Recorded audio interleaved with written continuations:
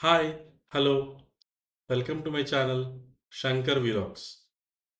ఈరోజు మనము కొత్త ఇంట్రెస్టింగ్ టాపిక్ డిస్కస్ చేసుకుందామండి. మన ఇండియన్ లాలో డిఫమేషన్ లా అనేది ఎలా ఉంటుంది? అది ఎలాగా హౌ మెనీ టైప్స్ ఏంటుంటే, అది ఎలా ఏ విధంగా ఎప్పుడు కన్సిడర్ చేస్తారు? ఆ కేస్ అనేది ఎప్పుడు మనము ఫైల్ చేయొచ్చు? ప్లస్ అది దాని కండిషన్స్ ఏంటి? అంటే డిఫమేషన్ కేస్ వేయడానికి కొన్ని కండిషన్స్ ఉంటాయి. అవి సాటిస్ఫై అవుతాయి. అవి సాటిస్ఫై అవుతేనే అప్పుడు మనం అది కేస్ అనేది వ్యాలిడ్ అవుతుంది. అలాగే మనకి కొన్ని ఎక్సెప్షన్స్ కూడా ఉన్నాయన్నమాట. ఆ ఎక్సెప్షన్స్ అనేటివి కూడా చూద్దాం ఈరోజు. 10 ఎక్సెప్షన్స్ అనేటివి ఉంటాయి. ఆ 10 ఎక్సెప్షన్స్‌లో ఏదో ఒకటి ట్రూ అయినా కూడా అది డిఫమేషన్ కింద రాదు. సో, ఆ 10 ఎక్సెప్షన్స్ చూద్దాం. సో, ఈరోజు మనము ఇండియన్ డిఫమేషన్ లా గురించి మనం ఓవరాల్ రివ్యూ చూద్దామండి. Okay. First, what is defamation? Defamation refers to the act of making false statements about an individual, group, or entity that can harm their reputation. In legal terms, it involves any spoken, written, or published material that lowers a person's standing in the eyes of society. Under Indian law, defamation is both a civil wrong and a criminal offense, governed by tort law and section 499 of Indian Penal Code respectively. So, defamation ఏంటంటే, మనము వేరే వాళ్ళ పైన ఏదైనా మనము insulting కానీ, లేదంటే abusive language కానీ ఏదైనా యూజ్ చేసి, మనము అది వేరే వాళ్ళకి తెలియచేయడం, అంటే వేరే వాళ్ళకి తెలిసినట్టుగా ప్రవర్తించడం. అంటే ఒక థర్డ్ పర్సన్, థర్డ్ పార్టీ ఉన్నప్పుడు మనం అలాగా ఇన్సల్ట్ చేశామనుకోండి, అది వేరే వాళ్ళ ముందు అది డిగ్నిటీ అనేది వాళ్ళకి పోతుంది. ఆహ్, ఎవరికైతే మీరు ఇన్సల్ట్ చేశారో వాళ్ళు డిగ్నిటీ అనేది లోవర్ అవుతుంది. సో, దానివల్ల ఏంటంటే వాళ్ళకి డిఫేమ్ అవుతుంది. ఆ థర్డ్ పార్టీ ముందు వాళ్ళకి డిఫేమ్ అవుతుంది. సో, అప్పుడు అది డిఫమేషన్ అని అంటాం అన్నమాట. ఆ డిఫమేషన్ అనేది ఐదర్ స్పోకెన్, నోట్‌తో మాట్లాడొచ్చు. రిటన్, ఐదర్ మీరు రిటన్ అంటే మీరు ఐదర్ వర్బల్ కాకుండగా రిటన్ అంటే on paper or or on an electronic device written. అలాగే మీరు పబ్లిష్ చేస్తే కూడా అది మీకు డిఫమేషన్ కింద వస్తుందన్నమాట. సో, ఇది 2 లాస్ కింద గవర్న్ అవుతాయి. అదేంటంటే టాట్ లా ఒకటి, ఇంకోటి section 499 of Indian penal code. ఇది civil wrong and as well as criminal offence. 2 ఉంటాయి దీనికి. ఇప్పుడు డిఫమేషన్ డిఫమేషన్ ఒక కేస్ పెడితే అది సాటిస్ఫై అవ్వడానికి మనకి ఈ 5 కండిషన్స్ అనేటివి సాటిస్ఫై అవ్వాలి. ఫస్ట్ కండిషన్ ఏంటంటే the statement must be made. First డిఫమేషన్‌కి ఏంటంటే ఒక స్టేట్మెంట్ ఇవ్వాలి. ఐదర్ అది spoken, written or any other form of communication. Either మీరు సైన్స్‌తోనైనా, లేదా రిప్రజెంటేషన్స్‌తోనైనా, లేదా స్పోకెన్ అంటే మీరు ఓరల్‌గా లేదా రిటన్ ఆన్ పేపర్ గాని, ఏదైనా మీరు ఒక స్టేట్మెంట్ గాని ఇస్తే అది డిఫమేషన్. అది డిఫమేషన్ కింద ఫస్ట్ కండిషన్ సాటిస్ఫై అవుతుంది. సెకండ్ కండిషన్ ఏంటంటే, the statement must refer to the plaintiff. Plaintiff ఏంటంటే, ఇక్కడ ఎవరైతే మీరు డిఫేమ్ అయ్యారో, వాళ్ళు కేస్ పెడతారు కదండీ కోర్ట్‌లో, వాళ్ళని ప్లెయింటిఫ్ అంటాం. The statement must refer to the plaintiff. It should be identifiable and is directed at the individual or entity claiming defamation. So, అది స్టేట్మెంట్ అనేది ఆ ప్లెయింటిఫ్‌కి డైరెక్ట్‌గా ఉండాలి. ఐదర్ ఇది గ్రూప్‌గా ఉండొచ్చు, ఇండివిడ్యువల్‌గా ఉండొచ్చు. The statement must B defamatory. Defamatory అంటే అబ్యూజివ్ లాంగ్వేజ్, లేదా ఇన్సల్ట్ చేయడం, లేదా తిట్టడం, ఒక రిడిక్యూల్ చేయడం, అంటే కామెడీ కంటెంప్ట్ చేయడం, హేట్రెడ్, అతని పైన ఏదైనా చెడ్డగా చెప్పడం. సో, ఇవన్నీ ఏంటంటే డిఫమేటరీ కింద వస్తాయన్నమాట. ఇది కంపల్సరీ సాటిస్ఫై అవ్వాలి థర్డ్ కండిషన్. ఈ statement must always be defamatory. The statement must be false. ఇప్పుడు ఆ స్టేట్మెంట్ అనేది అతనికి ఫాల్స్‌గా ఉండాలి ఎప్పుడు. అది ట్రూత్‌గా ఉంటే అది డిఫమేటరీ కింద రాదు. ఫర్ ఎగ్జాంపుల్ ఒక థీఫ్ ఉన్నాడనుకోండి. ఆ థీఫ్ అని చెప్తే అది డిఫమేటరీ కాదు. ఎందుకంటే వాడు థీఫే. అలా కాకుండా ఒక కామన్ మ్యాన్ ఒక వెల్ రెస్పెక్టబుల్ పర్సన్ అతన్ని థీఫ్ అని మీరు చెప్పారనుకోండి. అది మీరు డిఫమేటరీ కింద వస్తుందనమాట. So, the statement must be false. Respectable person thief కాదు. అది ఫాల్స్ స్టేట్మెంట్. సో, అది defamatory. Statement must always be false. అలాగే the statement must be published. It should be communicated to at least one person other than the subject. ఇక్కడ third person అనేవాళ్ళు compulsory ఉండాలి. At least ఒకరన్నా ఉండాలి. మీరు డైరెక్ట్‌గా మీరు ఒక ఎవరినైనా ఒకరిని ఇన్సల్ట్ చేసినప్పుడు కంపల్సరీ ఒక థర్డ్ పర్సన్ కానీ ఒకడుండాలి. అప్పుడే అది డిఫమేటరీ కింద వస్తుందనమాట. ఎందుకంటే ఆ థర్డ్ పర్సనే వాళ్ళకి వాళ్ళ బిలీఫ్‌లో వాళ్ళు ఏమనుకుంటారు బిలీఫ్.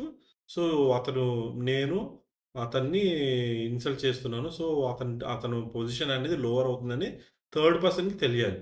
అప్పుడే అది దాన్నేమంటారంటే పబ్లిష్ అంటామనమాట. అది ఐదర్ ఒక పర్సన్ కన్నా తెలవచ్చు. నంబర్ ఆఫ్ పర్సన్స్ కన్నా తెలవచ్చు. పబ్లిష్ అంటే అది ప్రపంచానికి తెలియజేయడం. సో, అది పబ్లిష్డ్ అనమాట. So, it should be communicated to either ఒకరైనా థర్డ్ పర్సన్ ఉంటే కూడా అది సాటిస్ఫై అవ్వాలి. ఒక third person at least one third person ఉంటే అది పబ్లిష్ అంటాం అనమాట. సో, ఈ 5 కండిషన్స్ అనేటివి సాటిస్ఫై అవ్వాలి. ఇప్పుడే ఇట్స్ ఎ డిఫమేషన్ కేస్ అంటాం. ఓకే. ఇప్పుడు defamation is categorized into 2 types. Libel, slander. Libel ఏంటంటే it is a written or published form. ఈ లైబెల్ ఏంటంటే మీరు ఒక వాట్సాప్ ఉందనుకోండి. అది గ్రూప్‌లో మీరేదైనా మీరు ఒకరి పైన మీరు డైరెక్ట్‌గా అటాక్ చేసి ఇన్సల్ట్ చేశారు. సో, అది రిటన్. గ్రూప్‌లో మీరున్నారు. సో, అది అందరికి తెలుస్తుంది. సో, అది పబ్లిష్డ్ ఫార్మ్ అనమాట. అందరికి తెలుస్తుంది. అది ఇన్సల్ట్ చేశారు మీరు. సో, మీ పైన డిఫమేషన్ కేస్ అనేది వేయొచ్చు. సో, అది it's written and published form. Slander. Slander ఏంటంటే it is in a spoken form. అది డైరెక్ట్ ఓరల్‌గా మీరు ఎవరైనా డైరెక్ట్‌గా తిట్టారనుకోండి. అది స్లాండర్ అంటాం. లైబెల్‌కి మీకు ఎక్కువ కొద్దిగా అఫెన్స్ అనేది కొద్దిగా హైయర్‌గా ఉంటుంది. అంటే కొద్దిగా పెనాల్టీ అది అనేది కొద్దిగా ఎక్కువుంటుంది. స్లాండర్ అనేది ఇట్స్ లోవర్. ఆహ్, అంటే కొద్దిగా కొద్దిగా తక్కువుంటుంది అఫెన్స్. కొద్దిగా పెనాల్టీ కూడా కొద్దిగా మీకు ఉంటుంది. ఆహ్, దా సో, దీంట్లో స్లాండర్‌లో లైబెల్ అనేది కొద్దిగా మనకి హై అఫెన్సివ్ అనమాట. సో, ఇప్పుడు the code of criminal procedure dealing with the procedural aspects of the law hold such offences as non cognizable and bailable offences. So, ఈ డిఫమేషన్ అనేది ఐదర్ లయబుల్ అయినా, స్లాండర్ అయినా ఇవనేటివి నాన్ కాగ్నిజబుల్ ఆఫెన్సెస్. అంటే ఇవి చిన్న చిన్నవి. అంటే మైనర్ కేసెస్ కింద ట్రీట్ చేస్తాం. సో, అందువల్ల దీనికి బెయిల్స్ వస్తాయి. Plus it's not major case కింద ట్రీట్ చేయరు. సో, మైనర్ కేస్ కింద ట్రీట్ చేస్తాం. సో, అందుకే ఇది మెజారిటీ ఆఫ్ ది థింగ్ ఏంటంటే మెజారిటీ ఆఫ్ ది ఇష్యూస్ అన్నీ కూడా మీకు పెనాల్టీ కింద పెనాల్టీ ఏసేసి వాటిని క్లోజ్ చేసేస్తాం. Okay. Under section 499 IPC, defamation becomes a criminal offense if the statement is made with intent to harm. Punishment under section 500 IPC includes imprisonment for up to 2 years, a fine or both. So, ఇక్కడ 499 IPC అనేది మనకి వస్తుందండి డిఫమేషన్‌లో.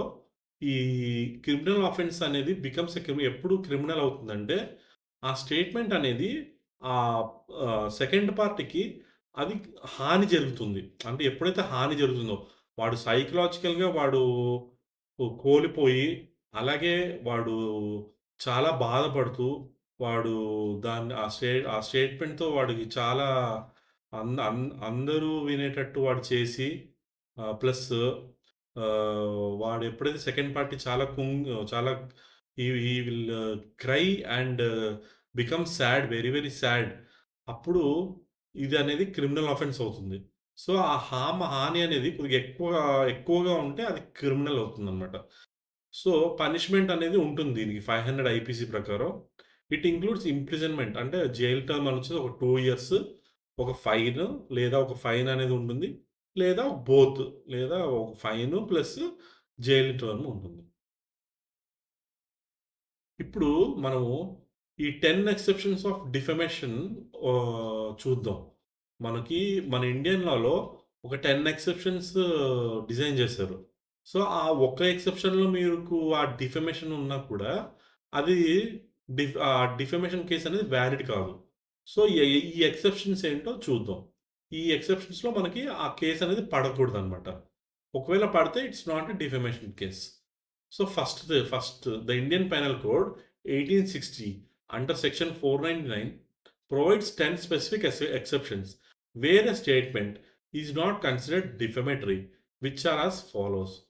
First one ఏంటంటే truth for public good.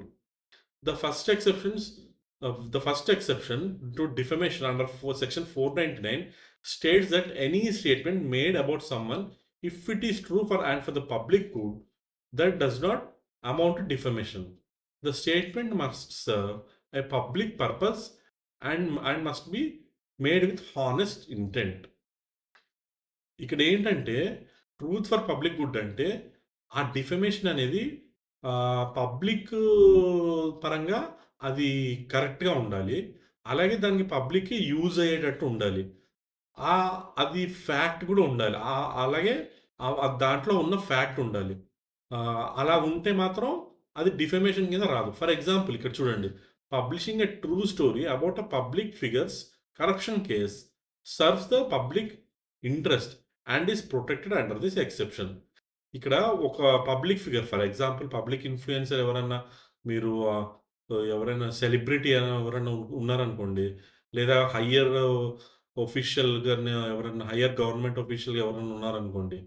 వాళ్ళ తాలూకా మీరు ఒక true story మీరు expose చేశారనుకోండి. సో, అది ఏం చేస్తున్నారు మీరు? అది పబ్లిక్ పరంగా మీరు ఇట్స్ హెల్ప్‌ఫుల్. సో, ఇతను he has done a corruption అనేది మీరు చెప్తున్నారు. అది కూడా ఫ్యాక్ట్ బేసిస్ పైన. సో, అలాంటివన్నీ మీకు అలాంటి కేసెస్ అన్నీ మీకు డిఫమేషన్ కింద రావు. So, it's for public good కాబట్టి it's not a defamation case. Next public conduct of the public servants. Statements made about the conduct of public servants in the discharge of their duties are exempt from defamation provided they are made in good faith. ఇప్పుడు public servants అంటే మీకు ఎలాగో తెలిసిందే politicians వాళ్ళందరూ ఉంటారు. So, politicians మీద మీరు వాళ్ళ పైన మీరు కామెంట్ చేయడం, అవి చేయడం చాలా కాంట్రోవర్సీస్ అనేవి వస్తూ ఉంటాయి. సో, అలాగా మీరు చేసినప్పుడు ఇట్స్ ఎ వాలిడ్ ట్రూగా ఉంటే ఉంటే అప్పుడు ద కామెంట్ ఈస్ వాలిడ్. అంటే అది డిఫమేషన్ కింద రాదు. For example criticising a government officer for mishandling a public issue is permissible as long as it is based on facts. ఇప్పుడు గవర్నమెంట్ ఆఫీసర్ ఎవరైనా ఉన్నారనుకోండి. ఒక పబ్లిక్ సర్వెంట్ అది గవర్నమెంట్ ఆఫీసర్. అతను ఒకటి రాంగ్ చేశాడు పబ్లిక్‌కి. అది మీ దగ్గర ఎవిడెన్స్ ఉంది పక్కాగా. అలాగే ఇట్ ఈస్ ఎ ఫ్యాక్ట్. అది పబ్లిక్‌కి రాంగ్ చేశాడు. So, it's comment. వాడు తప్పు చేశాడని మీరు డైరెక్ట్‌గా చెప్పేస్తున్నారు. So, it's not a defamation case. అది ఇట్స్ ఎ ప్రొటెక్టెడ్. సో, అవన్నీ కూడా మీకు డిఫమేషన్ కింద రావు. సో, అదే చెప్తున్నాడు. Public conduct of public servants. Third one ఏంటంటే conduct of individuals in public matters. This exception applies to remarks on the conduct of individuals who voluntarily participate in public affairs or controversies. ఇప్పుడు public events ఉంటాయి కదండీ! Politicians చేస్తారు. Public events అవి ఇవి. అప్పుడు controversies అనేవి compulsory వస్తాయి. ఎవరైనా ఇండివిడ్యువల్ ఆ పబ్లిక్ మ్యాటర్స్ పైన ఏదైనా క్వెషన్ గాని, లేదా ఏదైనా కాంట్రోవర్సీస్ గాని చేశారనుకోండి. So, it's not a defamation case. అది అలాంటివి కూడా డిఫమేషన్ కింద రావు. So, for example a journalist critic of an activist controversial public statement is protected under this exception. ఇప్పుడు ఒక జర్నలిస్ట్ ఆహ్, ఒక రిపోర్ట్ ఇస్తాడు. ఆ రిపోర్ట్ ఏంటంటే అది కాంట్రోవర్షియల్‌గా అది పబ్లిక్ స్టేట్మెంట్ ఇచ్చాడు. Either government official or any politician. So, ఆ రిపోర్ట్ అది it is also based on some facts. So, అలాంటివన్నిటికి కూడా మీకు it is protected under this exception కాబట్టి అది కూడా డిఫమేషన్ కింద రాదు. సో, ఇలాంటివి అంటే ఎవరైనా ఐదర్ జర్నలిస్ట్ అవ్వచ్చు, ఐదర్ కామన్ మ్యాన్ అవ్వచ్చు, either when he participates in public matters ah, based on some evidence and facts, then it is not subjected to defamation అన్నమాట. అలాగే reports of court proceedings. Publishing a true and accurate report of judicial proceedings is not considered defamatory. ఇప్పుడు cases వస్తూ ఉంటాయి కదా మనకి judicial cases అనేటివి. అవన్నీ మీరు కరెక్ట్‌గా ఉండి అక్యురేట్ రిపోర్ట్ గిన మీరు పబ్లిష్ చేశారనుకోండి, it's not considered defamatory. For example reporting the details of a criminal trial in newspaper is allowed if the facts are correctly presented. ఎలాగో తెలిసిందే మీకు న్యూస్ పేపర్‌లో చాలా వస్తాయి. ఒక కేస్ సంబంధించింది ఎలాగ ఏంటి ఏంది details, how it is how it is evolved, how it is taken into consideration అనేది డీటెయిల్స్ అనేటివి కరెక్ట్‌గా ఉండి మెన్షన్ చేసి పబ్లిష్ చేస్తే it is not considered defamation case. So, అలాగా ఫిఫ్త్ వన్. ఫిఫ్త్ ఏంటంటే merits of a case or conduct of witnesses. ఇప్పుడు statements regarding the merits of a case, a judgement or the conduct of witnesses if made in good faith are protected. ఇప్పుడు judgement వచ్చాక మీకు either he is an ఇది కరెక్టా? రాంగా? అనేది కూడా మనకి we can say that we can we can say in terms of our remarks. అంటే statements regarding ఇప్పుడు మనము ఒక కేస్ అయిందండి. ఒక జడ్జ్‌మెంట్. ఆ జడ్జ్‌మెంట్ పైన మనం రిమార్క్స్ ఇవ్వచ్చు. ఆ రిమార్క్స్ కూడా it has to be in good faith. So, అలాగే కండక్ట్ ఆఫ్ విట్‌నెసెస్ అంటే, ఆ విట్‌నెసెస్ కూడా మీకు ఆ విట్‌నెసెస్‌ని కూడా మీరు రిమార్క్స్ ఇవ్వచ్చు. అతని పైన మీరు రిమార్క్స్ ఇవ్వడం కూడా అది గుడ్ ఫెయిత్ ప్లస్ ఆ క్యారెక్టర్ పైన టోటల్‌గా మీరు రాంగ్ చేయకుండా ఉండాలి. I and at the same time you can remark the witness. So, అలాంటివన్నీ కూడా మీరు డిఫమేషన్ కేస్ కింద రావు. For example publishing an opinion on the fairness of a court judgement is permissible if it is based on valid reasoning. So, publishing on ఇప్పుడు court judgement పైన మీరు opinion ఇచ్చారు.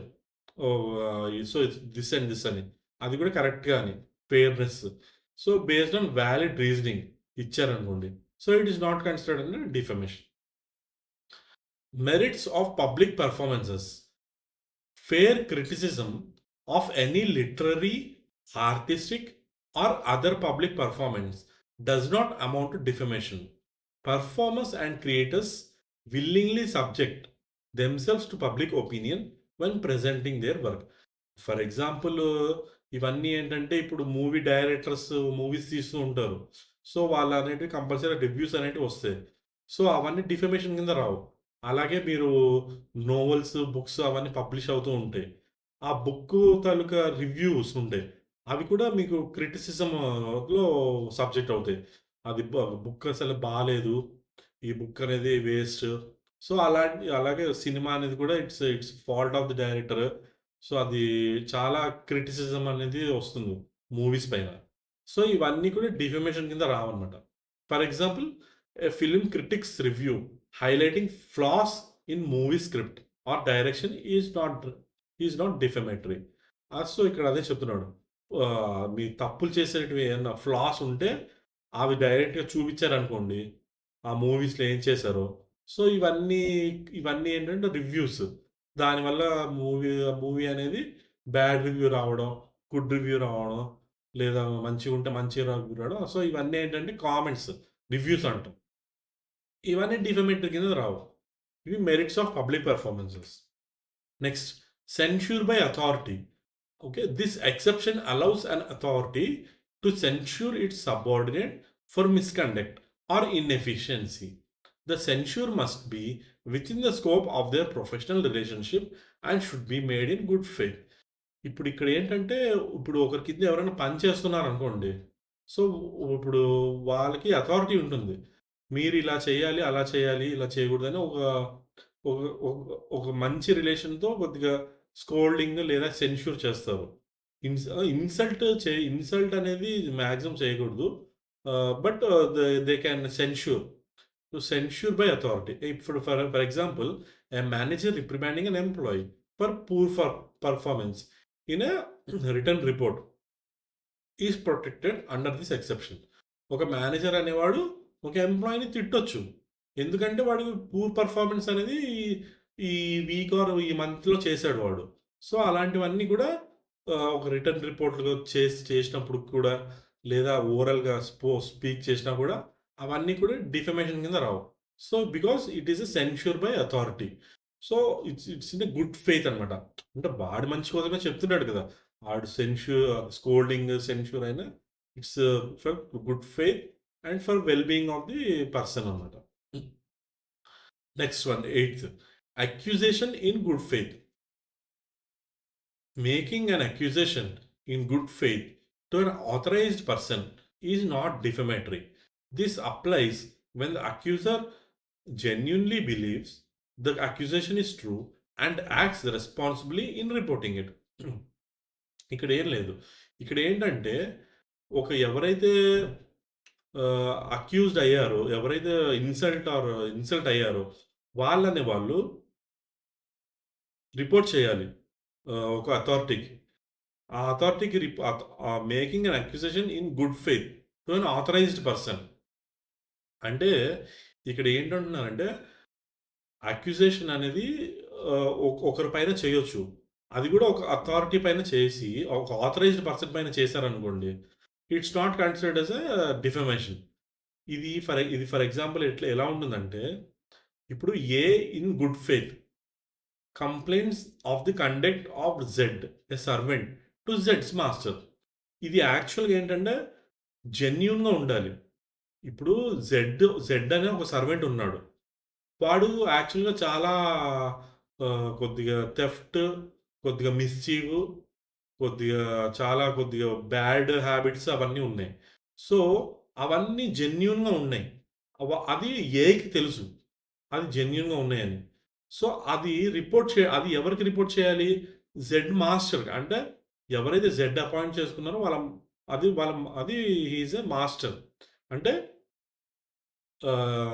ఇప్పుడు ఫర్ ఎగ్జాంపుల్, ఇప్పుడు ఒక house owner ఉన్నారనుకోండి. House ఓనర్‌కి మీరు రిపోర్ట్ చేశారు. మీ సర్వెంట్ ఇలా ఉన్నాడు. ఇలా బ్యాడ్ హ్యాబిట్స్ ఉన్నాయి. సో, ఇలాగా హి ఈస్ మిస్‌బిహేవింగ్. అవన్నీ మీరు రిపోర్ట్ చేశారనుకోండి. It is not considered defamation. ఎందుకంటే ఒక ఆథరైజ్డ్ పర్సన్‌కి మీరు చేస్తున్నారు.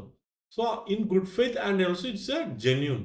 అది అది విత్ క్లియర్ ఎవిడెన్స్ అవసరం లేదు. But it has to be in a genuine manner. వీలైతే ఫ్యాక్ట్స్ కూడా ఉండాలి. కొన్ని ఫ్యాక్ట్స్ కూడా బేస్డ్ ఉండి కూడా it's not considered a defamation. అలాగే filing a police complaint against a neighbour for suspected theft based on genuine belief and evidence is protected. ఇప్పుడు ఒక నైబర్ అనేవాడు జనరల్‌గా మీ దగ్గర ఒక ఫ్యాక్ట్ ఉంది. ఎప్పుడో ఒకసారి వాడు చాలా కొద్దిగా థెఫ్ట్ చేశాడు. సో, అలాగే ఇప్పుడు మీరు సస్పెక్ట్ చేస్తున్నారు అతని పైన. అతనే థెఫ్ట్ చేస్తున్నాడు అని. సో, మీరు పోలీస్ కంప్లెయింట్ చేశారు అతని పైన. Based on facts. Based on previous facts. Based on previous facts మీరు సస్పెక్ట్ చేస్తున్నారు అతన్ని. నైబర్ అనేవాడిని. సో, అది కూడా ఒక ఆథరైజ్డ్ పర్సన్‌కి. అది కూడా file a police complaint. So, in this case also ఈ కేస్‌లో కూడా డిఫమేషన్ అనేది వాలిడ్ అవ్వదు. ఎందుకంటే you are giving the complaint to authorized person based on previous facts. అదనమాట. Next ninth one. Imputation for protection of interests. An imputation made to protect one's own interest or the interest of others, if done in good faith, is exempt from defamation. This exception is often invoked in professional or legal disputes where safeguarding an interest is crucial. ఇది ఏంటంటే, ఇది ఇది జనరల్‌గా ఏంటంటే safeguard అనమాట. అంటే వాడు మీరెవరైనా వేరే వాళ్ళకి చెప్పారనుకోండి. వాడిలాగున్నాడు కొద్దిగా జాగ్రత్త. మీరు వాడితోని కొద్దిగా దూరం ఉండండి అని అలా చెప్పారనుకోండి. సో, ఇట్ ఈస్ నాట్ అది డిఫమేషన్ కింద రాదు. For example, informing a client about an employee's fraudulent activities to safeguard the clients' interests. ఇప్పుడు ఒక ఎం ఎ ఒక ఇప్పుడు మీ ఒక కంపెనీ ఉంది. కంపెనీలో మీకు చాలా క్లయింట్స్ ఉన్నారు. ఆ క్లయింట్‌కి ఒక క్లయింట్ చెప్పారు మీరు. మా ఎంప్లాయీ ఇలా ఫ్రాడ్‌లెంట్ యాక్టివిటీస్ చేస్తున్నాడు. మీరు కొద్దిగా జాగ్రత్తగా ఉండండి వాడితో. కొద్దిగా ఆహ్, టు సేఫ్‌గార్డ్ అంటే అది మీరు ముందే చెప్తున్నారు. అది సేఫ్‌గార్డ్ చేస్తున్నారు. సో, క్లయింట్స్ ఇంట్రెస్ట్ బట్టి. సో, మీరు ముందే చెప్తున్నారు ఎవరికి? క్లయింట్‌కి. About employee activities. Employee fraudulent activities చెప్తున్నారు. సో, అది డిఫమేషన్ కింద రాదనమాట. అలాగే ఇక్కడ ఇంకో ఎగ్జాంపుల్ మంచి ఎగ్జాంపుల్ ఇచ్చాడు. A shopkeeper says to B who manages his business sell nothing to Z unless he pays you ready money for I have no opinion of his honesty. ఇక్కడ కూడా డిఫమేషన్ అనేది రాదు. ఇక్కడ ఎలా రాదంటే ఇప్పుడు ఏ అనేవాడు ఒక షాప్‌కీపర్ ఉన్నాడు. వాడికి ఒక ఆహ్, బి అనేవాడు వాడి వర్కర్. వాడు వాడు పని చేస్తూ ఉంటాడు. సో, ఏ అనేవాడు ఓనర్ ఆఫ్ ది షాప్. వాడు వర్కర్‌కి చెప్పాడు. ఏమని చెప్పాడంటే, "నువ్వు జెడ్‌కి డో నువ్వేం సెల్ చేయొద్దు. అన్‌లెస్ వాడు ఎప్పుడైతే నీకు మనీ ఇస్తాడో, అప్పుడే నువ్వు సేల్ చెయ్యి వాడికి. అంతవరకు నువ్వు వాడికి ఏం సేల్ చేయొద్దు" అని చెప్తాడు. సో, అక్కడేంటి, వాడి గురించి కొద్దిగా నెగెటివ్‌గా చెప్పినా కూడా, వాడి ఇంట్రెస్ట్ ప్రొటెక్ట్ అవుతుందక్కడ. అంటే, అక్కడ షాప్ ఓనర్‌ది కొద్దిగా లాస్ అవ్వకుండగా వాడు ప్రొటెక్ట్ చేసుకుంటున్నాడు. సో, అందువల్ల ఇక్కడ వాడి పైన నెగెటివ్‌గా చెప్పినా కూడా, ఇది డిఫమేషన్ కింద రాదు. ఎందుకంటే, హీస్ ప్రొటెక్టింగ్ హిస్ ఇంట్రెస్ట్. అదనమాట. సో, షాప్‌కీపర్‌కి షాప్‌కీపర్ ఓనరు వర్కర్‌కి చెప్తున్నాడు ఇలాగ. ఒకడొస్తాడు జెడ్ అనేవాడు. వాడికి నువ్వు సెల్ చేయొద్దు. ఏమి సెల్ చేయొద్దు. ఎప్పుడైతే వాడు మనీ ఇస్తాడో అప్పుడే నువ్వు సెల్ చెయ్యి. అంతవరకు సెల్ చేయొద్దు. సో, దానివల్ల ఏంటంటే is just making his own interest protected. అంటే వాడు డబ్బులు ఇస్తాడో లేదో వాడికి తెలీదు క్లారిటీగా. అందుకే నువ్వు కంపల్సరీ వాడు డబ్బులిచ్చాకే నువ్వు సేల్ చేయమని చెప్తున్నాడు. సో, ఇది కూడా ఈ డిఫమేషన్ కేస్ కింద రాదు. ఇది నెగెటివ్ కామెంట్ కింద వచ్చినా ఇది డిఫమేషన్ కింద రాదు.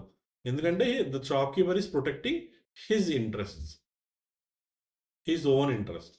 ఓకే. అదనమాట. నెక్స్ట్ లాస్ట్ వన్ ఏంటంటే caution for the public good. Statements made to caution the public against potential harm are not defamatory if made in good faith. This exception allows individuals or entities to issue warnings for safety or precautionary purposes. ఇప్పుడు పబ్లిక్‌కి మనము ఒకటి precautionary warning లేదా cautious message ఇచ్చామనుకోండి.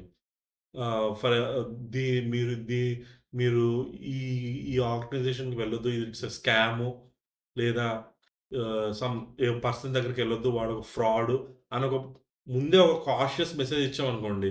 So, పబ్లిక్‌కి. So, it's not considered defamation. ఎందుకంటే public good కోసమే.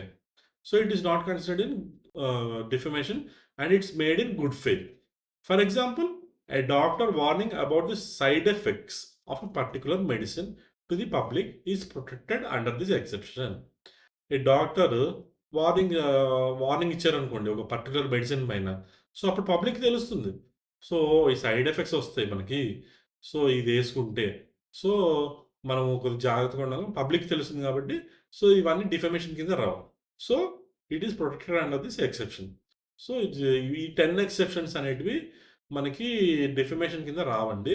So, మీకు ఈ మళ్ళీ ఒకసారి చూసుకుంటే బావుంటుంది. Each and everything. సో, ఇవన్నీ మీరు ఎగ్జాంపుల్స్ కూడా మీరు చాలా కేసెస్ ఉంటాయి.